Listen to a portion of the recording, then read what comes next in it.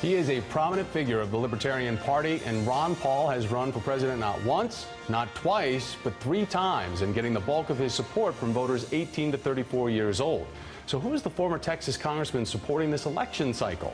It may surprise you to know it's not the Libertarian ticket. Instead, it's Green Party nominee Dr. Jill Stein. The physician and former politician Ron Paul joins me now. Sir, it's good to have you with me. Thank you. Good to be with you. So Dr. Stein is polling lower than Gary Johnson in this, never holding office, elected higher than the Lexington, Mass town meeting, which is akin to a town council member. For you, what makes her qualified for the highest office in the land? Well, I think there's a little bit of misinformation there because I haven't endorsed anybody. I haven't told any supporters who are interested for whom they should vote. But I have mentioned her name because I have to look for bits and pieces in all the candidates that come up and try to put it together and have a libertarian message. Liberty is all chopped to pieces. Liberals defend some parts of liberty and the conservatives other parts, and progressives are pretty good, too, on foreign policy. So in the Congress, I worked with progressives, and we talked a lot about foreign policy and opposition to corporatism and those sorts of things. But then on occasion, Gary will say something good about the economy. Even Donald Trump, I found him talking about critically of the bubble that the Federal Reserve created. But all those things, if you put them together, you come up with a libertarian message. That's my goal. So I haven't literally endorsed anybody. So has anyone reached out to you from Jill Stein? You've given her compliments and tried to alert people to her in terms of what they should be looking for. So who's reached out to you to gain that real lock-in of an endorsement?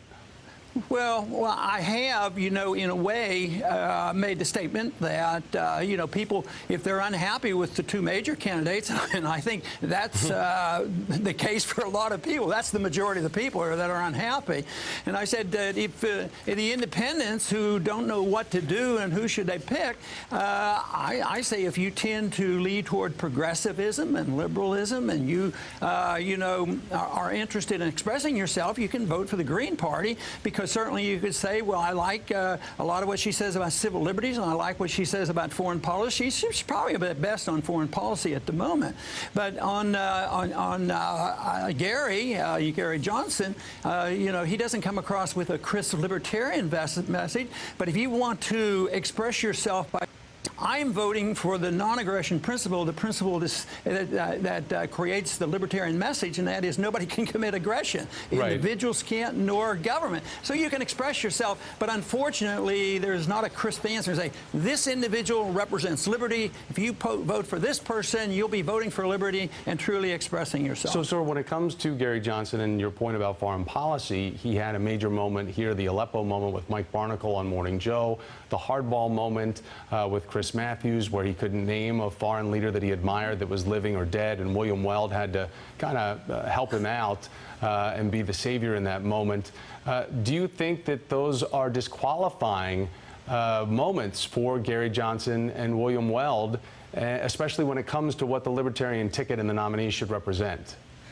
No, but it doesn't build, confidence in the individual. But it shouldn't be disqualifying, because you can have snack quizzes. When that is done and a politician's embarrassed, I said I'd like to ask the interviewers some snap questions like, "Who's the president, the current president of Switzerland? Tell me about who runs Switzerland. Who's the head of state there?" Most people don't know, and but no, it shouldn't disqualify you. But it does raise eyebrows and it puts question marks out there. Well, these weren't like totally weird questions. I mean, Aleppo, it's the site of the most egregious humanitarian crisis on the planet. Asking someone who's the, your favorite living or dead foreign leader, I mean, you could say Margaret Thatcher, you could say anybody that first comes to mind, but nothing was really there for him. We have William Weld coming up here in a moment. What is your message to him, sir, about the path of the Libertarian Party nominees, and if they're acting as spoilers for the 2 major party candidates?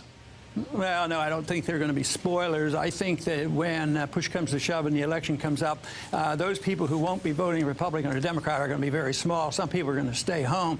But others are going to say, I hate Hillary more than I hate Trump. I hate Trump more than I hate Hillary, and that's where all the votes are going to go. But I think if you have an alternative party, another choice, unfortunately in this country there's no true democracy, because even if the Libertarians were doing what I would like, or the progressives, progressives in the Green Party deserve to be on.